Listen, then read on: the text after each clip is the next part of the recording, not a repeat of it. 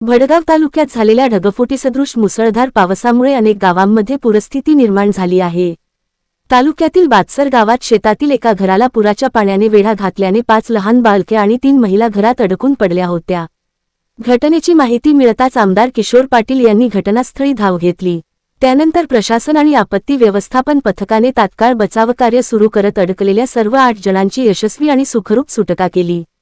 सुटका करण्यात आलेल्या सर्व बालके व महिलांची गावातच सुरक्षित निवास आणि भोजनाची व्यवस्था करण्यात आली असून सर्वांची प्रकृती सुरक्षित आहे। दरम्यान भडगाव तालुक्यातील पूरस्थितीवर प्रशासनाचे सातत्याने लक्ष असून आवश्यक ती मदतकार्य सुरू आहे।